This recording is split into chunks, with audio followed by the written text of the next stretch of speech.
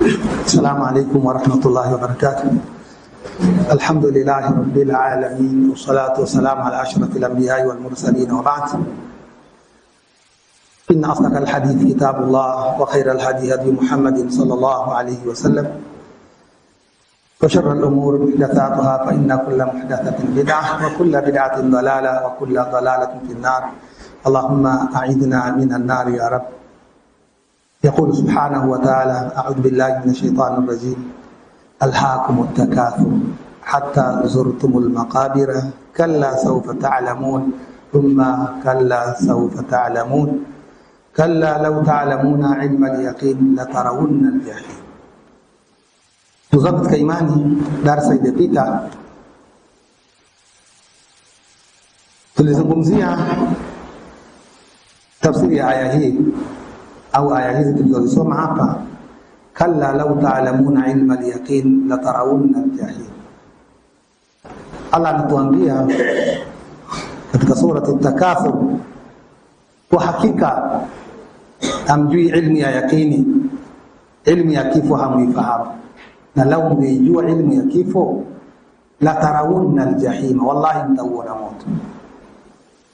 Kisa ni nini? Alhaakumut takathur, mmepumbazwa sana na kutafuta vingi vya dunia.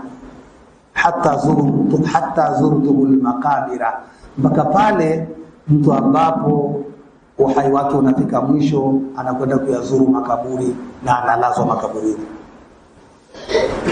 Allah akasema kalla kumini sawfa ta'lamuna, wenda mtajua. Thumma kalla sawfa ta'lamuna, kisha wenda mtajua. Kalla law ta'lamuna ilma al-yaqin, kwa hakika lao mngekuwa mnajua ilmu ya yaqini la tarawunna al-jahim. Leo tunaendelea pale tulikoishia. Darasa la juzi liligusa sana, tukaangalia mwanadamu ataondoka, tukamzungumza sana pande ya mtu ambaye ataondoka upande wa pili. Allah tujalie katika hao. Mtume sallallahu alaihi wasallam alipokuwa akipita katika baadhi ya makaburi alikuta watu wanaadhibiwa. Kilichoshughulisha sana ilikuwa dunia, mpaka wengi wakawa wanaadhibiwa makaburi kwa kutokwenda na matendo yaliyokuwa mazuri. Leo tutakwenda upande wa pili, tuone naye mja mwema anapoondoka anaondokaje. Tunaanza na hadithi rawa Jubair ibn Nufairi an Abi Muslim al-Khawlani annahu sami'ahu yaqulu inna an-nabiyya sallallahu alayhi wasallam qala. Katika hadithi hii aliyopokea Jubair, Mtume sallallahu alayhi wasallam siku moja alisema, akiwaambia masahaba zake, ma uhiya ilayya an ajma'a al-mal, sikutumia mimi wahai, sikuleta hapa duniani mimi ndiye nimemfanya biashara au kukusanya mali nyingi. Mtume si kwamba kufanya biashara. Kabla ya kuwa Mtume sallallahu alaihi wasallam alifanya biashara. Hata alifanya biashara ya Mama Khadija, na mpaka baadaye Mama Khadija alimpenda akamuomba waone, Mtume akamuoa. Hata baadaye alipokuwa Mtume hakuwa mfanya biashara, kwa sababu alipokuwa kazi ya utume ilimbana, lakini watu walifanya biashara na maswahaba walifanya biashara. Sio kwamba anakataza biashara, lakini pale panapokuwa alhaakumut takathur, mtakapopumbazika sana mkaiacha dini, kama Allah anavyosema, pumbazika na kutafuta vingi mpaka mkamsahau hii dini. Ni baba Mtume anasema, ma uhiya ilayya an ajma'a al-mal, mimi sikutumwa kukusanya mali duniani hizi. Wewe kwa shughuli yako, fikra zako, kichwa chako chote za kuchelewesha sisi kwenda kufanya biashara zetu. Unaona kienda msikitini, wewe sisi muda kila saa msikitini kutwa mara 5. Watu wanatafuta, sisi tunapitwa. Unapitwa, lakini hapa duniani unapita. Angalia muda unaopita, kaburini utalala siku nyingi zaidi kuliko utakapoishi duniani. Lakini akhera ni maisha ya milele. Hayo ndio utaishi maisha ambayo hayana ukomo. Unaendaje? Mtume sallallahu alaihi wasallam anasema, sikutumwa mimi wala sikuhuishwa kwa ajili ya kuwa mfanya biashara, lakin uhiya ilayya an sabbihi bihamdi rabbika, nimetumwa kwa ajili ya kuja kumsabihi Allah subhanahu wa ta'ala, wa kun minas sajidina, na niwe ni mwenye kufanya ibada. Na vile vile akaendelea kusema Mtume sallallahu alaihi wasallam, wa'bud rabbaka hatta ya'tiyaka al-yaqin, na amri imekuja kwangu mimi kumwabudu Allah subhanahu wa ta'ala mpaka pale nitakapokutwa na yaqini, wal yaqin huwa al-maut. Mtume wetu sallallahu alaihi wasallam anapoyazungumza haya, Qur'ani inatuambia maneno ya Allah. Allah anatuambia laqad kana lakum fi rasulillahi uswatun hasana, na nyinyi ummati Muhammad, huyo mtume wenu ndio kiigizo kilichokuwa chema. Tumuige Rasulullah sallallahu alaihi wasallam katika kutafuta. Lazima tutafute kiasi cha kukimu maisha yetu. Allah anatuambia katika Qur'an, wala tansa nasibaka minad dunya, usisahau sehemu yako ya dunia kuitafuta ili upate muhimili wa kuishi katika maisha yako na familia yako. Lakini sio ndio hiyo umezamia huko, jua siku moja utaondoka. Je, wewe unaondokaje? Qur'ani inatuambia wa'budu rabbaka hatta ya'tiyaka al-yaqin. Mtume alikiambiwa hivyo, na ndivyo inapokuambia wewe na mimi na yule yote, muabudu Mola wako mpaka pale mwisho wa maisha yako, kwa sababu mwisho wa maisha yako, saa zile unapoondoka, Mtume sallallahu alaihi wasallam anasema yatba'u al-mayyit thalathatun, maiti akishakufa vitamfuata vitu vitatu. Angalia vitatu ulivyokuwa navyo, vinakufuata wewe, vitaenda kubaki na wewe kaburini. Mali, Mtume anasema mali yake itamfuata. Wakati umekufa utakuwa unaonyeshwa akaunti zako na nyumba zako na magari yako, wewe unapelekwa kaburini. Wa ahluhu, utaonyeshwa familia, ulijulikana, ulikuwa maarufu sana, wanakufuata hao, wanakwenda na wewe kaburini. Wa amaluhu, jambo la tatu, matendo yako. Ulikuwa mwema, sala zako hizo zinakuja, zaka zako zinakuja hizo, na saumu zako zinakuja, zinakufuata. Mtume akasema sallallahu alaihi wasallam, wayarji'u ithnani, na vitarejea viwili. Ahluhu, familia itarudi nyumbani, kaendelea kupanga mambo mengine. Inakuacha pale. Hata alikuwa anakupenda mke wako, mnalala naye kitanda kimoja, hakubali, haizi kuja abaki na wewe, aseme jamani tunaenda wote, nimsaidie mume wangu huko. Mtoto wako alikuwa anakupenda sana, ulimsomesha kwa gharama kubwa sana, hakuna anayesema hata mmoja anabaki na wewe. Licha ya pale kaburini ndani, hata watu wote wakiondoka, yeye abaki pale hata kwa kitambo cha nusu saa, lisali moja, abaki tu. Allah anasema kumwambia Allah subhanahu wa ta'ala, Allahumma thabbithu bilqawli thabit, Allahumma thabbithu bilqawli thabit. Wakati malaika wamekukalisha wewe, hakuna kijana anayebaki tena, wao ndio wa kwanza wanarudi nyumbani. Twendeni tuwae nyumbani tukapokea wageni, tupewe mikono ya kuagwa. Vipi vinarudi na vyote ulikuwa unaonyeshwa. Mtume sallallahu alaihi wasallam anasema wa yabqa amalu, inabaki matendo yake. Hayo matendo ndio yatakayebaki na wewe. Tunaingia hadithi ya pili, akhrajahu Ahmad an Abi Hurairah radhiyallahu anhu. Imam Ahmad katika musnad yake anatuandikia riwaya ya hadithi ya mafunzo ya Mtume sallallahu alaihi wasallam anayetufundisha sisi tuondokaje, tuendaje, zawadi gani tunaenda nazo huko. Abi Hurairah anasema anna an-nabiy sallallahu alayhi wasallam qala, kwamba Mtume sallallahu alayhi wasallam anasema anna al-mayta la yasma'u khafqa ni'anihim hina yuwalluna anhu. Hadithi hii inafanana kama tulizungumza juzi. Mtume anasema mtu akishawekwa pale kaburini atasikia nyayo za ndugu zake wanapoanza kuondoka, wamekwisha mfukia, wameweka tani 7.5. Siku hizi hata kama kaburi imefika size ile ambayo Mtume anasema basi inatosha, wapabe pembeni, wanasema hii ni haki yake, wataleta udongo mwingi, linawekwa tuta kubwa mpaka linavuka kiwango cha kisheria. Makaburi yana kiwango cha kisheria, likishafika kadra shibrin, udongo hata kama umebaki tunatakiwa tuache. Ndio mafunzo ya dini. Lakini ukimwambia mtu tayari kaburi limekaa linatosha, sasa hapana, haki yake, haki yake. Yani kwamba ndio mshindilie zaidi huyo, hata kama akitaka kutoka asitoke. Yani utawekwa udongo, utawekwa. Mtume sallallahu alaihi wasallam anasema watu wakishamaliza kuzika yule maiti, Allah subhanahu wa ta'ala anamrudishia ufahamu na anasikia nyayo za ndugu zake wanaondoka.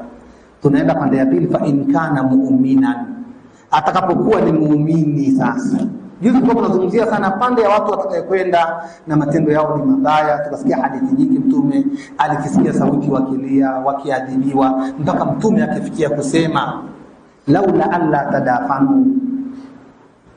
Nilirejea kauli sana mtume akisema, akiwaambia masahaba zake, lau kama sinachelea nyinyi mngeacha kuzika watu, la da'autu Allah, ningemuomba Allah an yusmi'akum, awasikizishe kinachoendelea katika adhabu hapo kaburini. Sasa Mtume sallallahu alaihi wasallam katika upande wa wema, na ni wema gani sasa tunaotakiwa twende nao ndugu zangu katika imani? Mtume anasema kama ni muumini, kanat as-salatu inda ra'sihi, yale matendo yako ambapo watu walikufuata, mali zako zilikufuata, ziliporejea matendo yako katika yale matendo, kama ni muumini, sala yake Allah subhanahu wa ta'ala anajalia ni kiumbe kitakachokaa na yeye, na kiumbe hicho kinakuwa inda ra'sihi.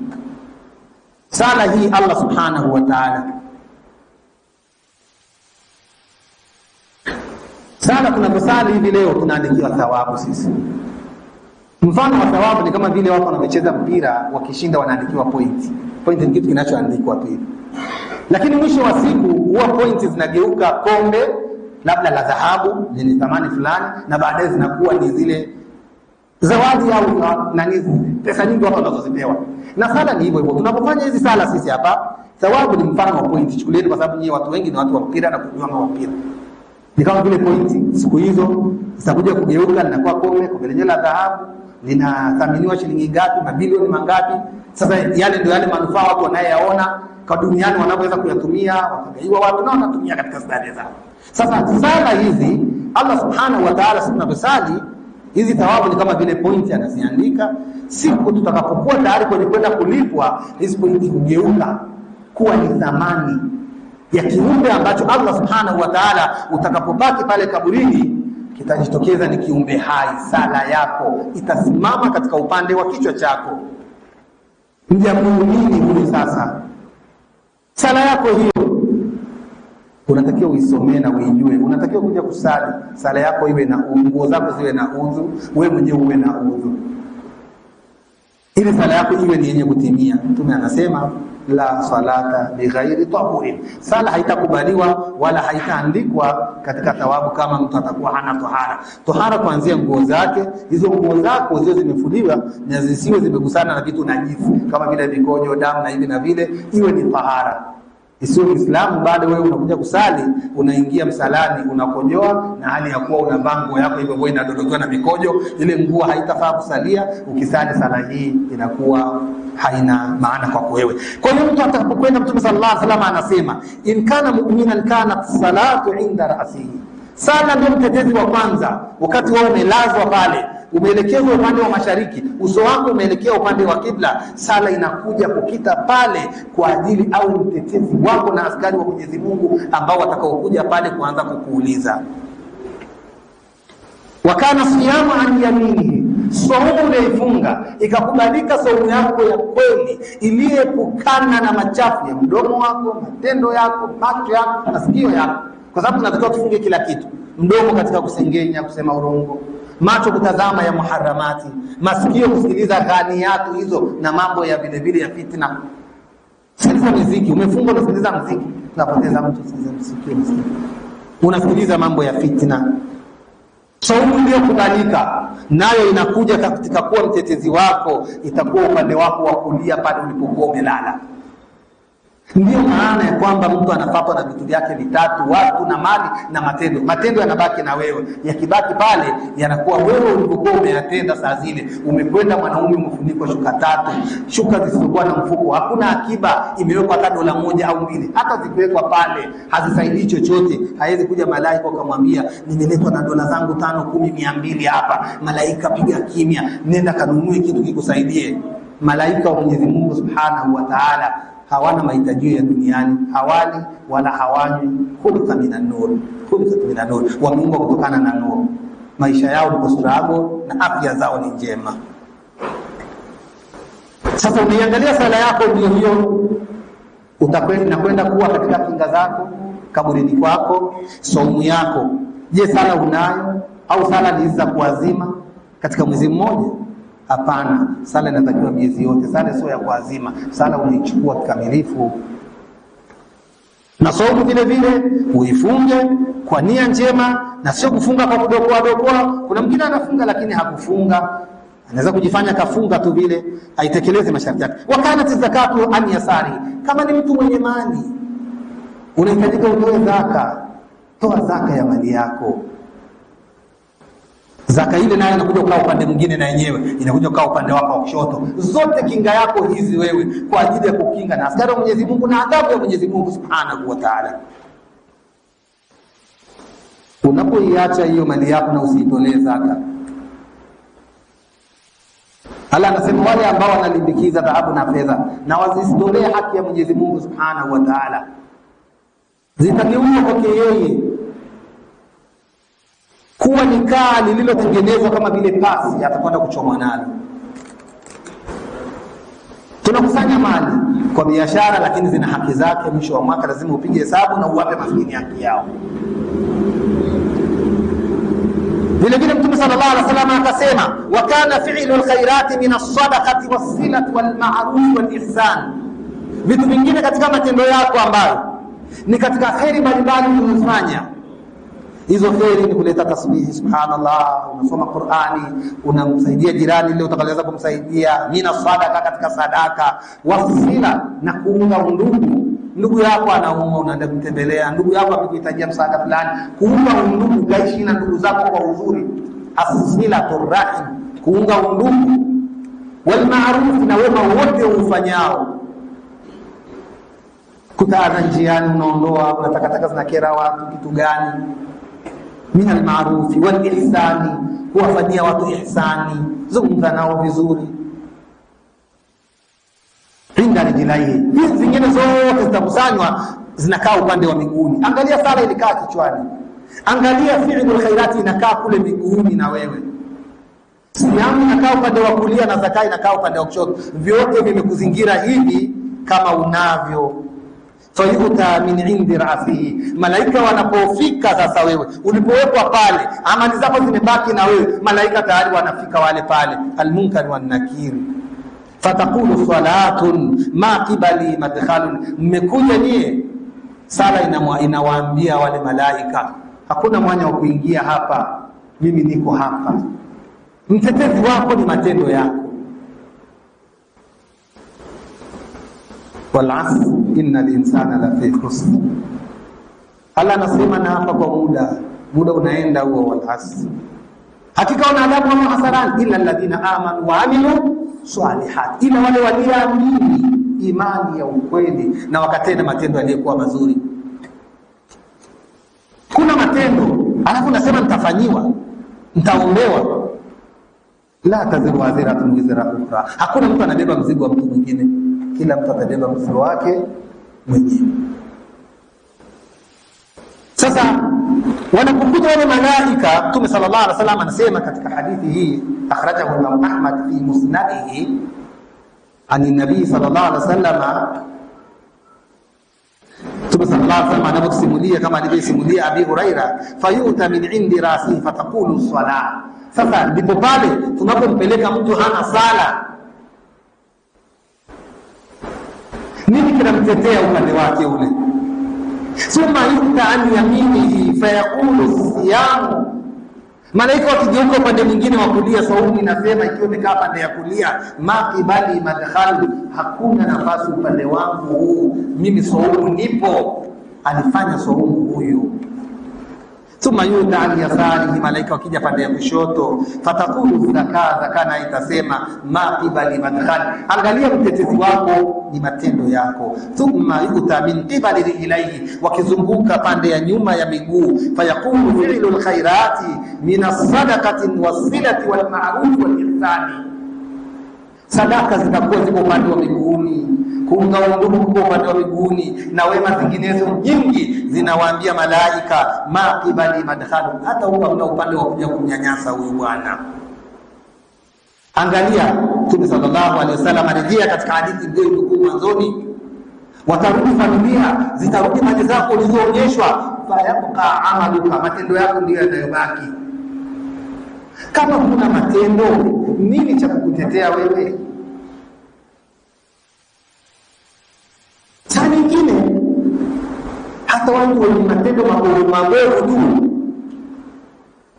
yanaachia mianya, ni asbabu ya mtu kuadhibiwa na malaika pale. Hebu sikiza hadithi moja Mtume sallallahu alaihi wasallam ambapo ilikuwa nafasi yake ni juzi. Katika watu walikuwa wanaadhibiwa kaburini, katika watu wa umati wake. Siku moja Mtume sallallahu alaihi wasallam anatembea na maswahaba zake, wakapita makaburini. Mtume sallallahu alaihi wasallam akasema, inna hadhani la yu'adhabani, hawa wawili hawa wanaadhibiwa. Makaburi yanayojulikana. Mtume akasema, ma yu'adhabani fi kabiri, wala hawaadhibiwi kwa makosa makubwa. Si makosa makubwa, lakini tena wanaadhibiwa. Haya ni yapi hawa ya Rasulullah? Mtume sallallahu alaihi wasallam akasema, amma ahaduhuma kana la yastatir anil bawli, mmoja wao katika hawa wawili, angalia heshima hata katika kuwataja watu wabaya, bado Mtume sallallahu alaihi wasallam hakuwafunua kwamba huyu alikifanya hivi, huyu alikifanya hivi. Akasema ama mmoja katika wawili hawa katika haya makaburi alikuwa hajisitiri na mkojo, anakojoa tu mkojo unamrukia. Sasa pale anapigwa brush wa moto hapo kaburini. Ni watu katika umati wake hawa. Watu wale tulizungumza walikufa jahilia. Sasa tuna swala, tuna kila kitu, lakini kuna baadhi ya vitu ambavyo vinachafua matendo yetu. Kama hivi sisi tunavyotakiwa katika Uislamu.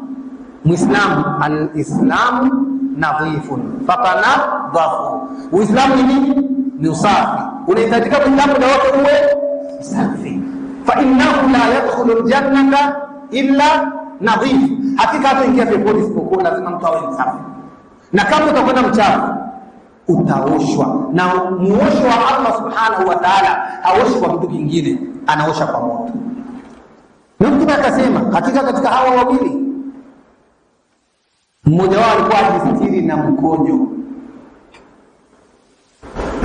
na ama mwingine wa ama al-akhar, ama mwingine yeye kazi yake alikuwa akizunguka kibirikiti na mfitinishaji, sema huyu, sema watu mwenye masengenyo. Sasa kama baadhi ya matendo yanaweza kutuchafua, mtu akabidi apigwe brashi la moto, hapa Mtume sallallahu alaihi wasallam, ndugu zangu katika imani, tuko katika mwezi mtukufu wa Ramadhani, matendo yetu tukiyafanyia kwa ikhlasi ndio tutakaye kwenda nayo, na ndio mtu mzigo wako ule. Mnapoambiwa hakuna mtu atabeba mzigo wa mtu mwingine, kwa mikono unatakiwa uende na mzigo gani? Ila alladhina amanu wa amilu salihati. Usisubiri kutendewa. Sasa baada ya malaika hawa kwa waja wema, wakija pande ya kulia kuna swala, wakija upande wa kichwani kuna swala, upande wa kulia kuna swaumu, upande wa kushoto kuna zaka, miguuni kuna fi'lul khairatin, kuna matendo yao ya kesi yote yako huko. Malaika wale wanaingia kwa upole na taratibu. Ndipo pale tu atakapoanza Mtume akasema, fayuqalu lahu, atamwambia ijlis fayujlasu, ataambiwa basi amka ukae, tuna mazungumzo kidogo na wewe ya uzuri na taratibu. Lakini kinyume na hapo, hao malaika wawili shughuli yao ni pevu, ndugu zangu katika imani. Wallahi kaburini watu wanapasikia tu, lakini kama unapasoma kwa jicho la ufahamu wa ndani, siku moja utakufa na utaingizwa kaburini na utaachwa peke yako. Unatakiwa ujiulize sana unaendaje. Mtume anasema huyu bwana atakalishwa, kad musilat lahu shamsu wa kad danat lilghurub. Tena akishakalishwa mja mwema huyu atajihisi yuko nje, tena mbona jua lile linakaribia kuzama, yani ataonyeshwa kabisa kama vile yuko duniani wakati amekalishwa na wale malaika. Kisha watamwambia akhbirna amma nas'aluka anhu, tutataka tu sisi utupe habari, tutakuuliza maswali kidogo hapa. Hadithi kapita ndefu, Mtume sallallahu alaihi wasallam akafika akasema katika swali atakaloulizwa, ma hadha ar-rajul alladhi kana fikum, ulimtambuaje yule mtu aliyetumwa kwenu kufikisha ujumbe? Fayaqulu, muumini mwenye sala huyo, mwenye saumu huyo na matendo mema. Fayaqulu, Mtume anasema atajibu kwa ushujaa kama ilivyothibitisha Qur'ani. Nilisoma darasa ya 3 ya 4 ilipita nyuma, Allah aliposema yusabbitu Allahu alladhina amanu bilqawli thabit, Allah atampa ithbati, umadhubuti wa kujibu malaika wangu yule mtu ambaye amekufa kwa imani. Allah anampa umadhubuti wa kujibu pindi atakapoulizwa ni nani aliyetumwa kwenu, atasema ashhadu annahu rasulullah, nilikuwa namshuhudia kwamba yule ni mjumbe wa Mwenyezi Mungu akinifikishia ujumbe wa Allah, wa annahu jaa bil haqqi min indillah, na habari zote alizoniletea kutoka kwa Allah zilikuwa ni habari za kweli.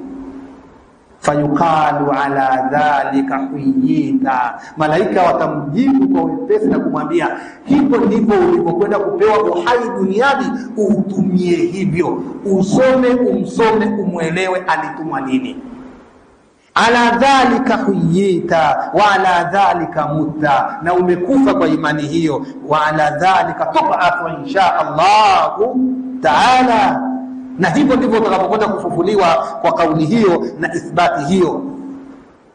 Maneno haya akayafundisha Mtume sallallahu alaihi wasallam kwa mtu ambaye amekufa na matendo yake na imani yake. Kabla siendelea, kuna maneno ya kutiana moyo katika baadhi ya vitabu fulani vilivyotungwa, vinatumika sana makaburini. Mtu katunga kitabu chake, tutakwenda kumfundisha maiti wetu majibu ya maswali pale kaburini, tutakwenda kumfundisha. Sasa mtu huyo alitakiwa afundishwe maswali haya na majibu haya kama tulivyokaa sasa hivi hapa, ili tujiandae tutakapoingia katika kile chumba cha mtihani kule. Ulinzi ni mkali, hakuna atakaye kuruhusu kuingiza kimemo. Huruhusu kuingia na simu labda imejaa pale eti utakwenda kudukua pale. Tumsomeshe leo hapa. Kule kusomeshana makaburini, ndugu zangu katika imani, ni kudanganyana.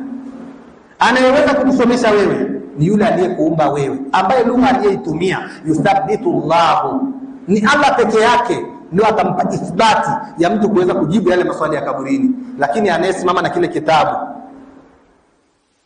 maneno anayeyasema huwa sisi tunayasema kwa kinywa kipana, kwa sababu Mtume hakufundisha hivyo. Tukimaliza kuzika, atakaa mtu na kitabu kidogo, anasema ya fulani bin fulani alana yatika almalakani, fulani bin fulani, sasa hivi wanakuijia malaika wawili. Fa innahuma khalqu min khalqi la, hao ni viumbe vya Mungu. Fala yufzi'aki wala yurhibaki wala yahulaki, wasikufezeshe bana, wasikubabaishe bana, wasikutishe bana. Yale maneno ndio anaposema hivyo, msidhani mimi naongeza. Fala yufzi'aki, wasikufezeshe, wala yurhibaki, wala wasikutishe, wala yahulaki, wala wasikuogopeshe. Fa innahuma khalqu min khalqi la, hao malaika ni viumbe katika viumbe vya Mwenyezi Mungu. Fa idha sa'alati, wakikuuliza man rabbuka faqul Allahu rabbi, wakikuuliza nani mola wako, sema Mwenyezi Mungu ni mola wangu. Haya maneno haya sisi tunasema hivi, Mwenyezi Mungu hajayasema kwenye Qur'an, Mtume hajayafundisha kwenye hadithi. Mtume alichotufundisha sisi, tukimaliza pale kuzika, tuombe kwa Mwenyezi Mungu. Kauli hizi mbili. Kauli gani hizo? Allahumma ighfir lahu, Allahumma thabbithu bil qawli thabit. Mtume alikuwa akimaliza kuzika anasema, muombeeni ndugu yenu ithibati, Mungu ampe uwezo wa kujibu. Muombeeni Mungu, Allah ndiye atakayeweza kumpa nini? Uwezo. Na kisha mumuombe msamaha. Sisi ni kauli mbili tu.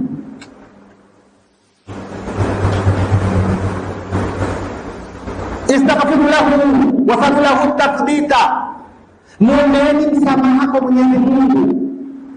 Allah kirizika na msamaha wenu, alafu muombeeni ithbat, ukakamavu wa kuweza kujibu maswali ya malaika. Sisi tunamwambia Allah, Allahumma ighfir lahu, Allahumma thabbithu bil qawli thabit. Tunaongea na Allah. Lakini shekhe anayesema hivi, hao ni viumbe wa Mwenyezi Mungu, asikuba maneno kutiana ujasiri. Anayeandika maneno haya ni huyu huku, kwa sababu hata unapomwambia pale, wewe yale maneno yanamfikia. Sauti anaanza kuona nyinyi mnaondoka, ni baada ya nyinyi kuondoka ndio Mwenyezi Mungu anamfungulia dirisha la kusikia nyinyi mnaondoka. Chukua tu mfano mdogo tu, watu tunatoa mifano, watu wanasema tunawakejeli. Unaambia unamfundisha marehemu, hebu kamfundishe mtu anayelala tu sasa hivi, ameshalala kapitiwa na usingizi, kachoka na uji wake na ameshamaliza tarawih, anaanza kukoroma, alafu mwambie hivi, Muhamedi, sikiliza ndugu yangu, ukifa watakuijia malaika wawili, alafu muamshe umwambie, wakati umelala nilikwambia nini? Usingizi ni kifo kidogo, roho ikitoka ni kifo kikubwa. Unaweza kumfundisha aliyekufa? Hebu tutue tunatumia hata akili tu. Waislamu vitu vingine vinazungumzwa Kiarabu tunadanganya. Ndio maana funzo la kwanza Mtume Muhammad sallallahu alaihi wasallam, Jibril alipoteremka anakutana na Muhammad, alikuwa anamwambiaje siku ya kwanza? Alimwambiaje siku ya kwanza? Ujumbe wa kwanza alimpa nini? Ikra, soma. Waislamu kutokusoma tutadanganywa na tutadanganyika. Kama watu wengine wana vitabu vya Kiswahili kabisa hivi, lakini wao wanasomewa na wadanganywa, wamekaa pale pale. Anauliza swali kuhusu apate ukweli. Wewe kwa nini swali lako la upinzani wewe hujateremkiwa na Roho Mtakatifu wewe? Mimi ni hili andiko nimesoma, limeandikwa kwa Kiswahili, lakini ile ajibiwa anaambiwa hujashukiwa na nini? Mtakatifu. Ndugu zangu katika imani, kwenda hiyo safari hiyo, Allah anasema kalla law ta'lamuna ilma al-yaqin, lau ungekuwa mnajua elimu ya yaqini. Kwa hiyo tunatakiwa tuisome elimu ya kifo, ndio elimu ya yaqini. Tukienda kizembe tutaangukia pabaya, na kule hakuna mtu anaweza msaidia mwenzake. Ndugu zangu katika imani, Mtume sallallahu alaihi wasallam siku moja ametoka safari na maswahaba zake, wakasimama mahala wakakaa. Mtume sallallahu alaihi wasallam akasogea kipembeni kidogo hivi, akasimama pale Mtume sallallahu alaihi wasallam. Mara Mtume akakaa akalia sana. Masahaba walipoona Mtume analia na wenyewe wakamsogelea, Rasulullah ni nini? Na wao wakalia sana. Alafu kisha wakatoka pale. Mtume aliponyamaza akawauliza, mnalia nini? Wakamwambia, Rasulullah, tulipokuona unalia na sisi tulipatwa na uchungu, tukaona huwezi kulia, unalia bure. Akasema, hapa tulikofika mama yangu alifia hapa na alizikwa hapa. Nimemuomba Mwenyezi Mungu Subhanahu wa Ta'ala nimwombee msamaha, Mwenyezi Mungu hajanikubalia. Mamangu akufa katika Uislamu. Nilipomuomba hivyo Mwenyezi Mungu Subhanahu wa Ta'ala akanikatalia, ndipo mliponiona ninalia sana. Na hapa niliponyamaza mmeniona nimefurahi. Nimemuomba unaniruhusu niwe nakuja kunitembelea kaburi lake, akaniambia nitembelee. Nimemuomba Allah Subhanahu wa Ta'ala nimuombee msamaha mama yangu, Mtume akaniambia nafasi hiyo hakuna. Mnajua kana Nabii Ibrahim alimwambia Mwenyezi Mungu, tamuombea baba yangu amekufa katika ile ushirikina na hivi na hivi. Allah alimkatalia. Qur'an inatuambia ma kana lin-nabii walladhina amanu ayastaghfiru lilmushrikina walau kanu abaahum au abnaahum, mpaka mwisho. Allah anasema haitakikani, haiwezekani mtu akawaombea mtu ambaye amekufa katika mila isiyokuwa ya Uislamu. Hata kama awe nabii haiwezi kumwombea babake. Na waumini kwa manabii na kwa waumini hairuhusiki. Leo mimi na wewe unatarajiaje kwamba mimi siku nikifa, sisi kwetu kuna uwezo, baba yangu atatoa hela kwa shekhe, nitakwenda kusomewa talakini, nikishatomewa talakini pale, na mashehe wakimalizana baadaye, talakini ni biashara, wao wanakwenda kudai. Jamani, familia nani wanayehusika ile hela talakini? Au mnataka tumwacha maiti wenu aende kachomwe? zimegeuka zimekuwa dili, lakini ndio inaenda kumtoa kwenye moto.